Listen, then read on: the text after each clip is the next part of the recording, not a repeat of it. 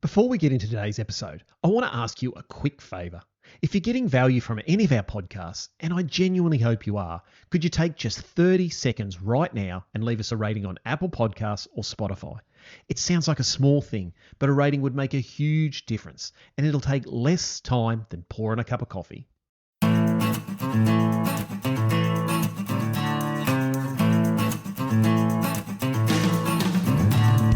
G'day. Welcome to the AgriCoach Podcast for families on the land who want to grow their family's wealth and prosperity across the generations. I'm your host, Ben Law, and I'm the financial bloke. We're always looking for ways to make the podcast better. And one thing I've noticed is that our more technical episodes always seem to land the best. And that makes sense, because if there's one thing I know about the people who listen to the show, it's they're mostly voracious learners. So today you're in for a treat. We're going to explore a concept that will be foreign to most farming families, but one that's becoming more and more mainstream. It's called a family office. Now, you might have heard of the term before. It's one of those phrases that tends to start floating around as families become more successful. Someone at a conference mentions it, an advisor drops it in as a conversation, and you find yourself wondering, do we need one of those? What even is it? Now, here's the thing. In its full-blown form, a family office is more often seen in seriously wealthy families. But underneath it sits a set of principles and habits that have almost nothing to do with how much money you have. Those principles are the same ones that help any family stay strong, aligned, and thriving across generations. And that's the part I really want to get to today. So today I want to do two things. First, demystify the family office, what it actually is, why successful families use them, and what they really do. And second, the part I really care about, is pull out the elements that any family can use, whether you've got a full family office or you're just a farming family trying to set the next generation up to succeed. And to walk us through it, I found the perfect guide.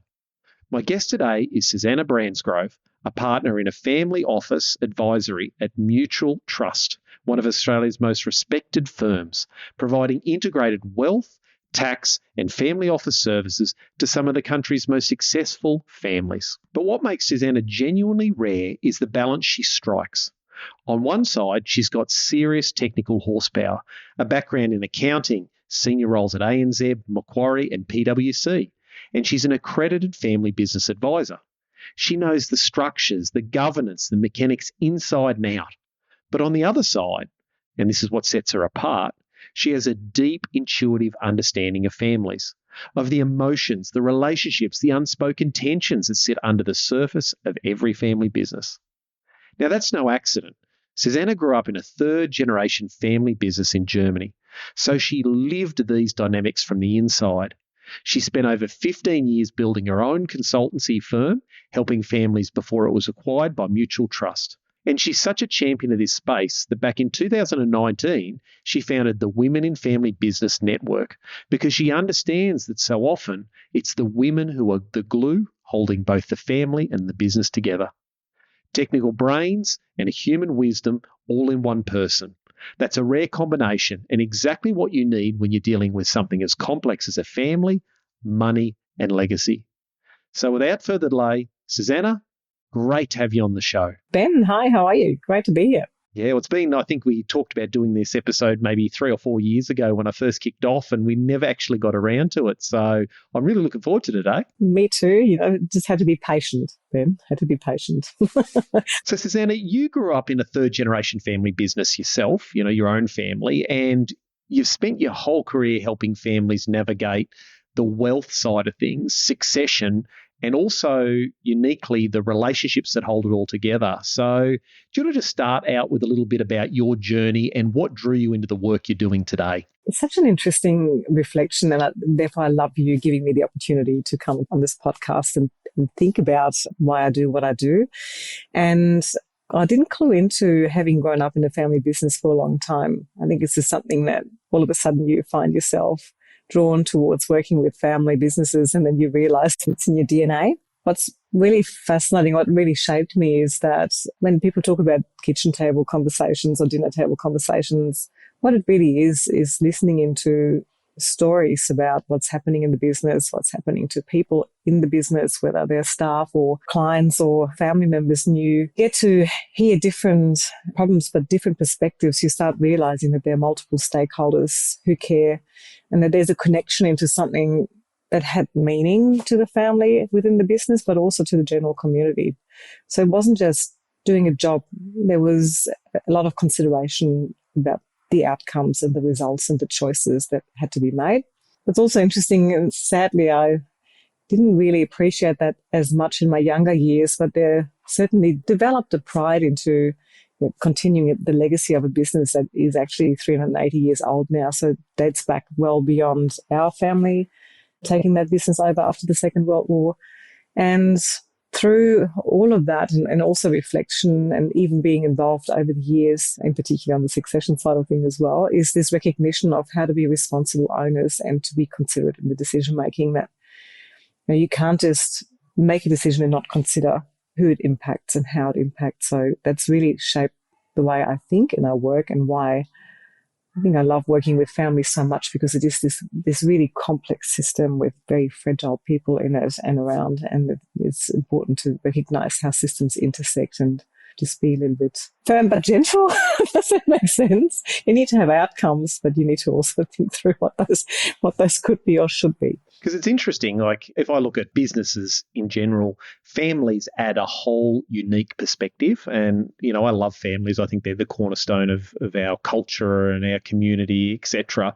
But when you add families in, it does make a business stronger, but it can also add more complexity. And I think this is the thing that a lot of businesses don't address, is the family side of things. And I think people are starting to wake up these days and go, hey, if the business is successful but the family's not, we're going to fail. And if the family's successful but the business isn't successful, we're going to fail as well. So they're so intertwined now. And I'm seeing more and more people starting to, and that's the space I work in, is starting to say, hey, we need to invest not only an appropriate amount of time into strengthening our business and our financial position, but also our family and our relationships. And for most business owners, not only is it terrifying, but it's just a complete different skill set to what it is to run a farming business or a multi-million-dollar tire manufacturing business, isn't it? It's fascinating that you say that. So many people talk about working with the family side to be all the soft skills, but it's the soft skills that are actually the hardest. So they're not, soft makes it sound as if it's easy, but it's not easy, but it's important. Yeah, well, I think they call it the soft skills because it's not on the tool, so to speak. And you're right, it is quite often the hardest. But it's interesting, Susanna, is I did a family meeting today with one of my families, and the dad in the family is a very tough man, a very strong man, a very firm man, a very fair man. But he's got the most amazing, in inverted commas, soft skills I've ever seen. So, I think this is a real misdirection from people thinking that dealing with the family, dealing with the relationships, dealing with the human side is soft. Tough people could still learn this skill and do really well out of it. And if you learn it, that's how you win the game. Agree with you. Hopefully lots of people are listening to that. It can be learned. I'm not sure everyone will agree. But so today we want to, we've got you on the podcast because you're a partner at Mutual Trust. And so Mutual Trust is a family office. And, it was interesting. I was putting in the introduction, Susanna, that some of our most popular podcasts are the ones that are really technical in areas that people haven't heard of before. They want to hear, how to produce better crops, how to run a better business, but they also want to learn new things. And so one of those things is a family office. And I think some of our listeners will have heard it. Some of our listeners aren't. But what I'd like you to do for us to start off with is just in real plain language, what is a family office? And then sort of tie it into after that, why do the world's wealthiest families almost all have one? Okay, here we go. That's not difficult at all. So no, we love that question. And I think it's always also good to understand, to your point, why do the wealthiest have it, but also why have one at all. But really, when we look at family office, it's the functional infrastructure. And of course, that's made up of people, systems, processes that can support this family and their enterprise in planning, managing, transferring and perpetuating wealth, which when we talk about this multi-generational thinking, I mean, that requires those elements. Otherwise, you're going to be struggling to try to make that work. So it's not really a legal entity or necessarily a physical location or a big organizational structure, but it's often going to take on some of those traits as the wealth grows within the family. And what's interesting about this, when we relate it back to farming, is that Australian farming families and their companies really own about 90% of all farms in Australia, and that's worth about 3.6 trillion. And what we've seen is that, well, that's a lot of wealth, but do people actually look at it that way? So do they consider the assets that they have as being wealth, and are they also thinking through what it means to often be this asset rich and possibly cash poor, but also consider that farmland's been growing about 10% year on year on average over the past decade. So you've had an increase in the high net worth or wealth. And so therefore the estate and the perpetuity piece that people are now considering has also been growing. It is more complex and requires careful planning. And that is planning across a whole variety of considerations, which of course there's always tax planning because, especially now, I mean, we're all just waiting to hear what's going to be happening over the next year. The estate planning side of things, the asset management, how do you divest? How do you diversify? How do you prepare the next generation to be able to manage this? Again, I mean, as I said, I come from a 380-year-old business, so how do you make sure that this can continue on across generations, and how do you risk manage that? So really the family office fills this gap by providing a dedicated and coordinated group of advisors to help look after this wealth alongside the family across generations. And one thing that's really important is that integration is really critical, in particular when it gets more complex and you've got a larger assets to manage. Because if you don't integrate or coordinate that, then you've got lots of different advisors looking after one small part of the big picture without really understanding or being responsible for the whole strategy that the family needs to consider to be successful in this long-term plan that they're looking at. And as you know, especially farming, it's a very long-term, multi-generational pursuit. So you've got increased wealth, increased complexity. So this integration piece is really important. So quite often in a family office concept, then you have a lead advisor who project manages and who either coordinates with a multitude of advisors or who coordinates this within one structure to make sure that everything fits together.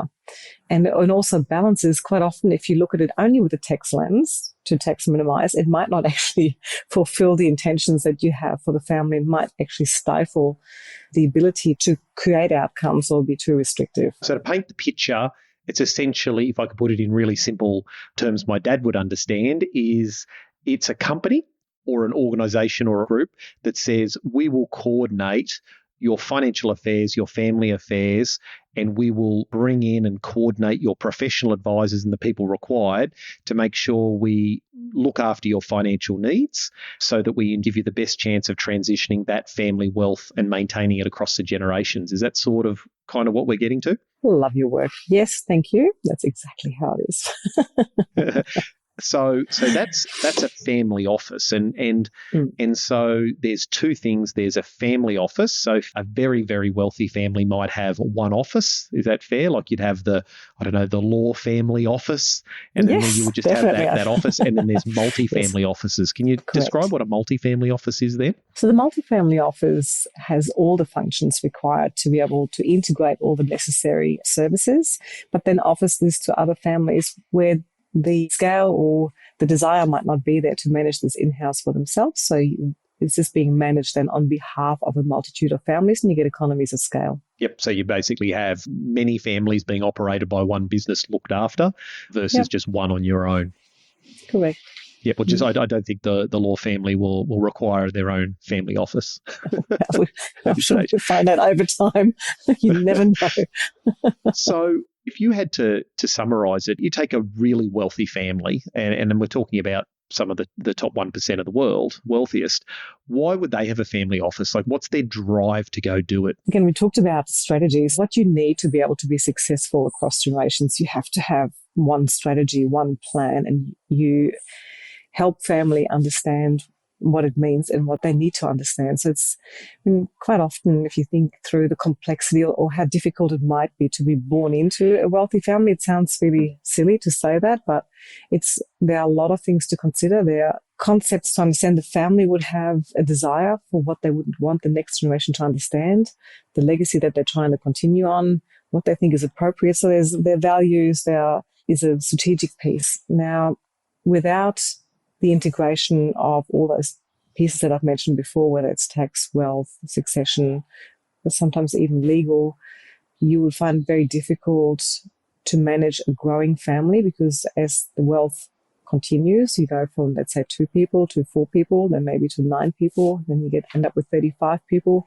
then you end up with 60. So how do you create consistency, understanding, and coordination across a growing family with multiple family arms, and ensure that the financial strategy can back that and can continue to perpetuate this wealth for multiple family arms? And that takes a little bit, it's a much more complex framework to do that, also considering tax and other legislation requirements. Does that make sense? Because I think what a lot of people I know, when I've talked to people about family office before, those that have heard of it, they've gone, oh, they just manage your money. You know, you've got $1 billion or $100 million and you hand that over and someone manages it on your behalf. But they do far more than that. So if a family like that engages someone, like, what do they see when it's being done? Family comes into a family office and says, hey, we just don't know what we need to do to wrangle all this. What do they actually see from a year-to-year basis? What does it look like? The starting point is to get to understand the family and what matters for them. So what's the purpose for their wealth? What's the purpose of wanting to have this managed in a meaningful way? And meaningful is different from family to family. So it all starts with understanding that and helping them to see them when we're talking about purpose of wealth and what matters to families. We're not just talking about this wealth component, but we're also talking about, well, how do you keep the family connected and how do you keep family unity for the long term? And what does it actually mean?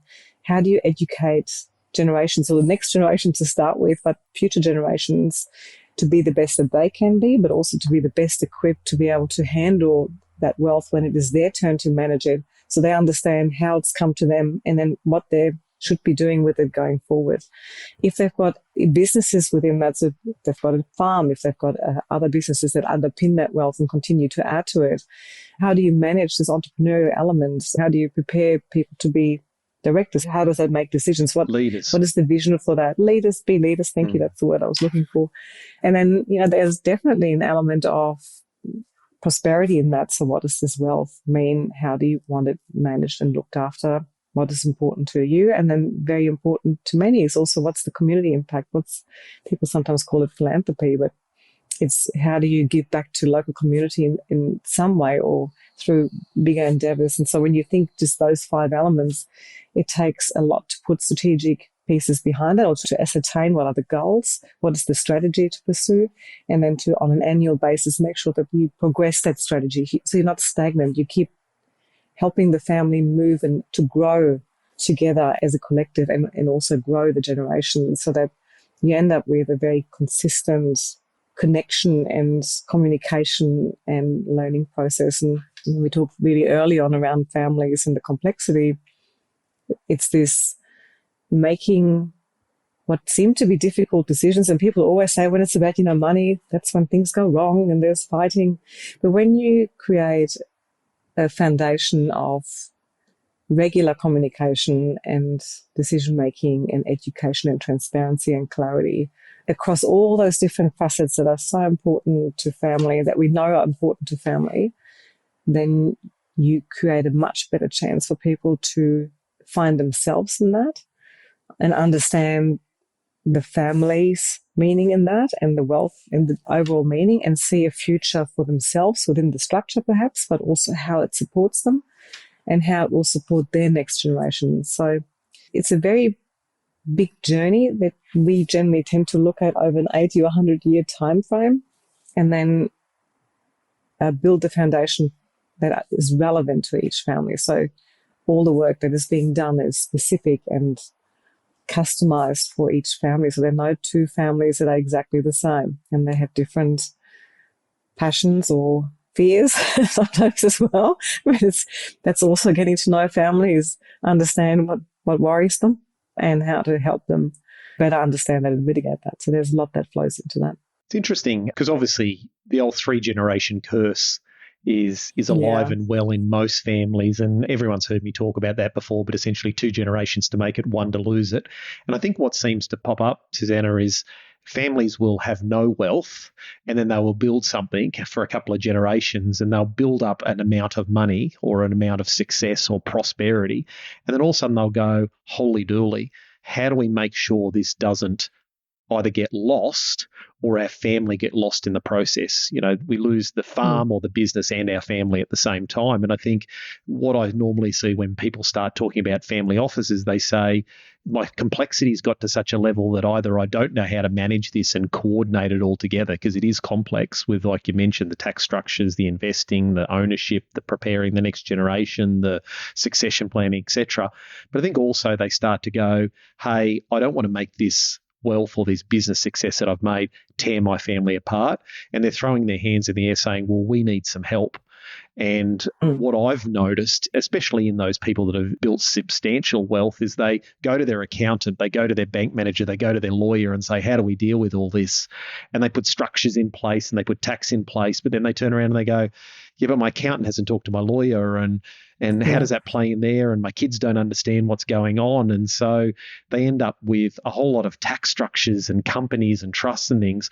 But the foundations, which is family alignment and understanding of where we're going and systems and processes, structures to make sure that retains, means it all falls apart. And so they seem to be reaching out, looking for someone. And that's what I see, you know, the family offices has done for those families, is to be able to go, hey, we'll give you a structure, we'll give you a system and a process and coordinated professionals to make sure to give you the best chance of being able to maintain the wealth and the family along the way. And so the families that are proactive and aware of that 3-generation curse are going, yep, we need a hand. And that's why these popped up. I mean, I don't know how many years family offices have been around, but hundreds of years. These started to pop up to be able to help families do that. Have I sort of got that right? Like, does that resonate with you? That's why? Yeah, they're quite interesting, and I did mention it early on, but you've just touched on it again. There's, you go to the accountant, you go to the lawyer, nobody's doing anything wrong here, but succession means different things to each one of those people. And if you talk to a lawyer, succession means having all the documents in place and making some decisions. If you talk to an accountant, succession means structuring the way to make it the most tax effective and safest transfer of wealth possible. And you talk to a wealth manager, and succession means, again, sort of just to focus on wealth or capital preservation and possibly looking at the estate plan through the lawyer to understand who's going to get what. And it is so much more complex than that. And you mentioned this, my least favorite quote, which is the shirt sleeves, or in China, from peasant shoes to peasant shoes or something like that. Because it has some implications of the fault lying with one generation, and they're like the bad ones. Usually the third, obviously, therefore. But the reality, and you talk a little bit about, what does the family office bring apart from the integration piece? It's that rigor and that structure to bring people together and to put a foundation to communication and learning and problem solving in front of them. And that's really the job of the family office and the coordinators, just to make sure that there's rhythm. Because the longer you continue on and the further down the generations you go, and I mentioned before, the numbers increasing, you actually lose connection sometimes to the original foundation piece. So where did that actually come from? And also too, the sacrifice that happened in that first to 2 generations, that absolutely bare bones of their ass, working their guts out, having absolutely nothing. The further you get away from that generation, the less people realise what went into it. And also when you only have like one first and second generation, you have that dinner table conversations again. You've got proximity and connection and things. They're not formalised and they're not perfect, and you will still find that there are issues, but at least you've got some implicit understanding or some idea of what matters. And sometimes it's slightly misinterpreted or you think you mean the same thing.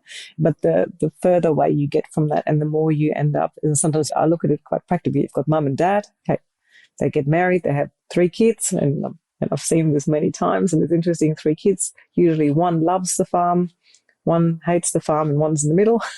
Right? So that's where it starts. They then get married and you've got their spouses bring their values and their perspective into that, and then their next generation will show some of the same characteristics because they hear from their parents, so they all hear different stories. And if you can't align the second generation on language and on what matters and how we make decisions and how are we going to do this, and what chance does the third generation really have to be able to have that common thread through it. And I think that's a really critical piece. And I quite often have this conversation, even on my children or our children or the cousins, they're just not smart enough or they're not interested. My question usually is, well, whose fault is that? So who's responsible for creating the environment? I know often it's an overwhelming task. And we mentioned before, it's complex. So you're considering, well, you want to have a proper succession plan. You need to consider the estate plan within that, and you want to be fair with that, but you don't really know what people are thinking. And then there's tax issues and you want to structure it in a certain way, and it becomes too much. So bringing a family office in to pull it all together, to be able to show one plan with everything integrated and considering all the different elements, and having facilitated conversation that make it much easier for people to relax and just look at something and understand it and ask questions, certainly makes a big difference. How important is the preparation of the next generation? Huge. And preparation for the next generation doesn't mean just telling them what you want them to do, usually. Just thought I'd throw that in there. What I find fascinating is, so we've seen a huge shift in what succession means again. Also, we've gone from this primogenitor kind of father to oldest son concept, which really worked over the many centuries that's been used, and was also the safest approach, because you don't want your land being taken over by the neighbours as you're trying to prepare your next generation and working through who's going to take on the fiefdom.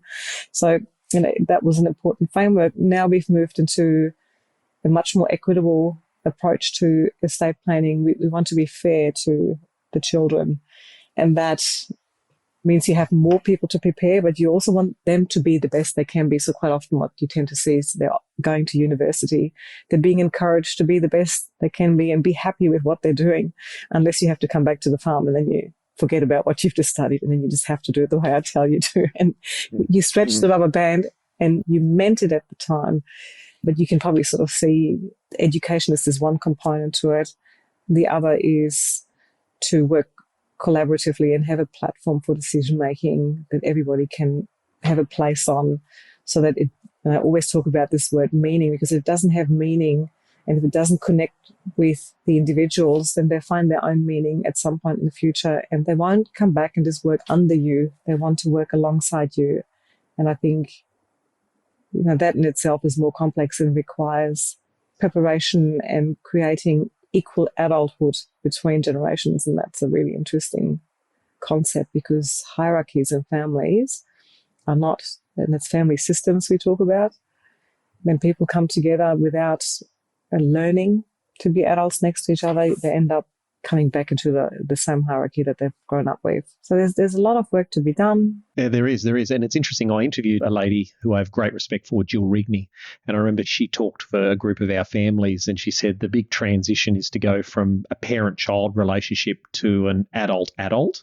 Yeah. And that's a really big thing for families to work through, especially in the early stages, or sometimes even when the inverted commas, the kids are a lot older.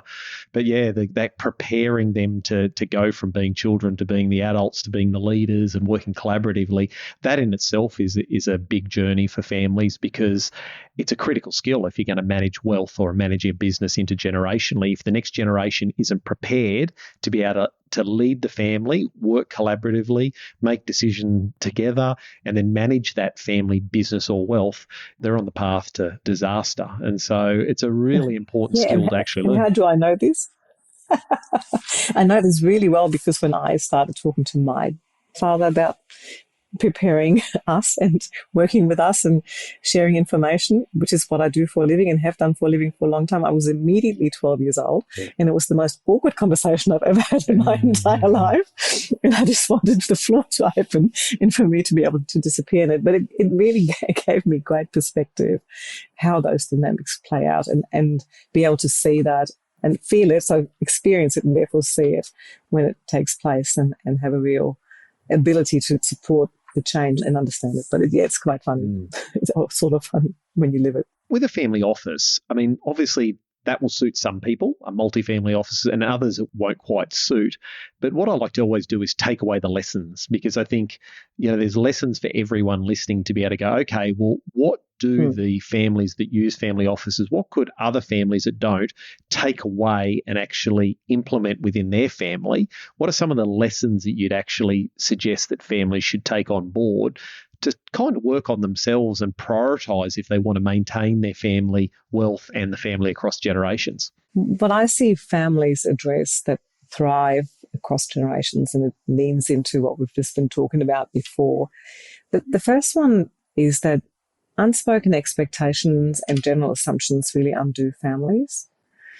And the reason for that is that every family member is sort of quietly carrying their own version of how this is supposed to work. And this includes big issues such as who's going to take over, the decision-making, the one captain kind of approach to, it touches on what's fair, which is in farming families in particular, a really big trigger, because that's generally one of those core values that they've been not aware of. And when that is perceived to be broken, it causes a lot of problems. But also what happens if a marriage breaks down? What happens if somebody's ill or needs or wants to leave the farm for a while? So how can they come back or not? And each person's view is different. And if it's not fully heard or not written down, then that causes some problems. And the biggest danger really is not disagreement. It's two people think that they agree. And when it matters, they really don't. And so often it's not about the big conflict blow-ups. It's that years of assumptions quietly drifting apart in succession, sort of then forcing them into the open at a point in time when people probably already struggled with the unknown and the lack of clarity. So families who thrive regularly communicate and learn to discuss important decisions. And they have a plan to sort of bit by bit set up precedents for decisions and documents, and not just starting with the hardest one first. So that's one thing. So it's just really creating clarity and transparency and making sure that it's normal to share. The other really big one is that when people become complacent, so where complacency is more comfortable than the real conversations that need to be had. And it's sort of similar to the previous point, and what we've been talking about. I mentioned one strategy, one plan being a really important part to be able to hold family together for the future. But it can't work if the family simply assumes that they're aligned and they don't want to disagree and they're comfortable in the thought of disagreement. And it's not about difficult conversations. It's about the thought of a conversation to check in on what family members think, or because they can feel like danger. And so the next assumption is that there will be conflict and hurt feelings, and then they default to the comfortable position, which means everybody nods and the plan stays vague enough for everyone to feel that there's no need to have a hard conversation. And they don't really notice that with time passing without clarity, distrust really builds, and then the ability to start meaningful conversations decreases. So families that are willing to trade short-term comfort for long-term clarity really tend to make great progress. And I mentioned this before, but the modern fairness is really complex than what the traditional rules really provided for. So it needs a real forum. So I mentioned the whole concept beforehand as to what's changed in society. So the issues that underneath this complexity can't be solved around a Sunday lunch. It requires a structured and very deliberate getting together in forums to remove those unspoken expectations. And it's often called a family council, by the way, so I'm sure people have heard that. It really is a separate forum from the business discussions. So succession and conflict and expectation needs a separate place to what you discuss when you're sitting around the business table. It shouldn't be done, by accident. It needs to have its own purpose. And the surprising part is quite often that outcomes don't have to be equal for everybody to be considered fair, as long as the process includes everybody and people have the opportunity to be part of the decision-making rather than being prescribed to. So it sometimes feels onerous to families to have a structured forum for that, because it's just another meeting. But it makes a huge difference for long-term success to create that hygiene, I called it, of a clear forum for what you might want to broadly bundle up as succession conversations. It's interesting you say that, because most of the family meetings I do is not operational. So it's not talking about, what cows do we move to what paddock, what truck are we buying, what's the crop out the back, what have we got to negotiate on the fertiliser bill. It's trying to talk about those longer term objectives, like where are we going, what are we doing this for, who wants to be where, what are the generational aspirations. And it's actually really interesting. I get the most resistance from that, Susanna. Like, you get real resistance in families about talking about that. But when they do, it's like those meetings are the most valuable they've ever had. It's the constant feedback. So when we talk about even the really important operational stuff, like do we buy the neighbour's place? Have we negotiated a better rate with the bank? Everyone sort of goes, oh yeah, that was a good conversation. That was great. But when you actually talk about the family and their wants and get clarity, that's the time that families really go, oh, that was awesome. That was the best meeting ever. And I think that's a really important point, is the families that do thrive, as you've highlighted there, they've got a structured forum for having those conversations outside of the management of the business or the wealth. Yeah. I think that was a real key point. Yeah, and it's interesting what you mentioned before. It's really great fun to be talking about those big decisions. Do you buy the neighbour's place, or do you buy, do you buy something in particular? Yeah. But you think about this quite often. They're great conversations, but they don't necessarily turn into action, because sometimes nobody understands where that decision really fits. So you mentioned before, what do you align on? So how do you know that what you're talking about now makes sense long term and achieves the goals that you have as a family, if you have never sat down to understand what your goals are in the long term and what people need in the process and what the strategy is to achieving that? Then all of a sudden buying the neighbour's land actually is just a natural conversation. But getting that satisfaction out of doing that will be much greater if it fits into a greater plan than just doing it because it's possible. And it's also so uncomfortable, because two reasons is, one is people do have those assumptions, as you mentioned. They have the assumptions that, well, little Ben wants this or dad wants that. And then when they get in the room and they go, oh, that's not what I expected. So that can be quite confronting, can be quite exciting too. But then there's also when you have the negative thoughts, dad won't want that, and you find out dad does, that can just change the dynamics in the family. And then throwing a plan out. I know you said the second point I think you mentioned there was having a plan.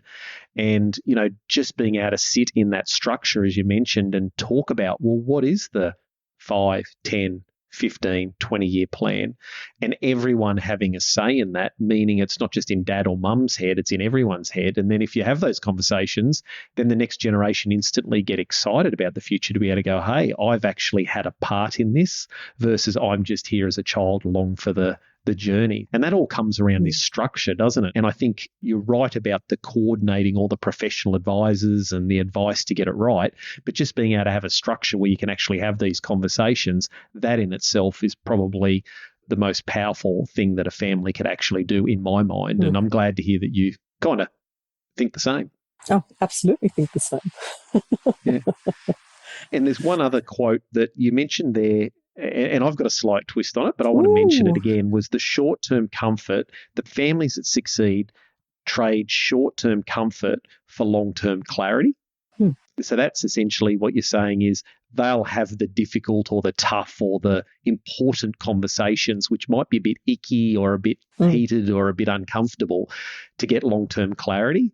I always try to say to families that taking on short-term comfort almost always leads to long-term suffering. And then I say, would you rather have that short-term discomfort of having the conversation now or suffer long-term? And 9 times out of 10 families will go, oh yeah, I'll take the short-term pain, thank you. That's what they say, but they quite often will do the exact opposite. So having someone or a structure to force that means that they're getting past the problem. And as you know well, and I sometimes say that as well, take on little bits of discomfort along the way rather than one big hit of pain at the end. But what's really interesting is how families build muscle around that. It's probably the best way to put that. So when, in particular for families who have this expectation of confrontation or conflict, again, it's just it might just be an expectation that doesn't meet the truth, because sometimes people are a lot more aligned than they think. And it's interesting. So sometimes when people tend to argue or have problems around the same kind of topics, and every time they hit that topic, they respond the same way. And the more often they do that, the less room they have to maneuver. And in a facilitated way, you can lead people to that hurdle, let's call it that, which is their usual argument place. And by facilitating it, you get them to, let's say, jump that hurdle and give themselves more room, but also they're starting to realize that nothing bad happened. All they've gained was clarity and a path forward and a solution that they didn't have before and couldn't get to before, and they don't have to do this again. And they do that once, and you do it twice, and you do it 3 times, and all of a sudden the level of discomfort that they incur every time decreases, and their ability to understand each other, be clear, and support each other in that process and be vulnerable in that process becomes easier and easier. It's interesting when you then think through this, okay, so it's uncomfortable, it seems to be tedious to have these structured forums, but that's exactly what that does. It puts an agenda. People can think and prepare for it. They know what's going to happen, and they know that there will be another opportunity to address something if something pops up at some point in time. So it just becomes normal to talk about things that are, well, you need a decision on, or you might not have the same perspective on, and that is absolutely normal. And that's what this kind of concept does. Yeah, and it's interesting. I just tie that off at the end with saying to everyone listening is the pure facts, in my experience over coming up to 30 years now, is the families that thrive have the structure and have the conversations, however difficult they are. The families that stall, don't reach their potential, or fail are the ones that don't. Now, does that mean the successful families have those conversations and everyone's happy and patting each other on the back and all excited all the time? No. It's difficult, it's hard, but they keep going and they're consistent. And I would personally say, in my experience, that the number one determining factor for a family, whether they'll succeed or fail across the generations, is being able to have critical conversations consistently and just keep moving that ball forward. And so families have to either do that themselves, get a facilitator, get a family office, get someone to come and help them do that, because 9 times out of 10 they can't do it themselves. It takes a very, very unique family, very unique, to be able to wrangle that themselves. And from what I've seen, again, just my anecdotal evidence is the families that have come to me that I've gone, wow, you've done this for 100 years, generally they've had some help. Yeah. They haven't done it on their own. And we all think, oh, wow, they're amazing. They did an amazing job. But they've gone and said, we don't know how to do this. We need to get some help. No family is perfect, mine included. So that's just an absolute given. Oh, yeah, totally. So I'll be very surprised. Mm-hmm. And sometimes families who show up as being very harmonious and who don't argue doesn't actually necessarily mean that they can make good decisions and tough decisions together, because sometimes not arguing just means not addressing and just moving away and stepping away from this discomfort, and that erodes trust. The future just as much as, and trust just as much as an open argument might if it's not structured or with an outcome in mind.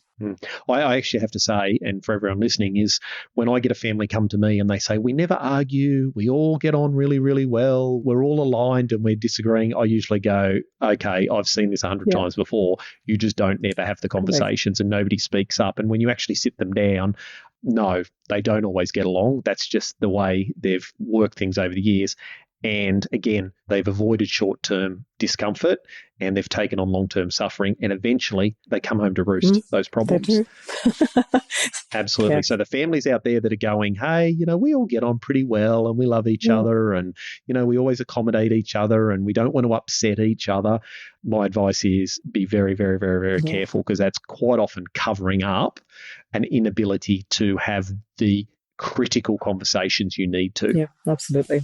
It's a family systems issue, but anyway, that's exactly what that is. We won't go into that was my family. Everyone smiled and nodded. Seen plenty of those. Can I get you to just give me a quick summary on Mutual Trust and who the company is that you're a partner in? And then I've got one last question I want to ask you, which I ask pretty much every guest, which I'm always fascinated to hear the reply. Mutual Trust has been around quite some time, established in 1921, and we have been helping families grow and protect their wealth ever since then.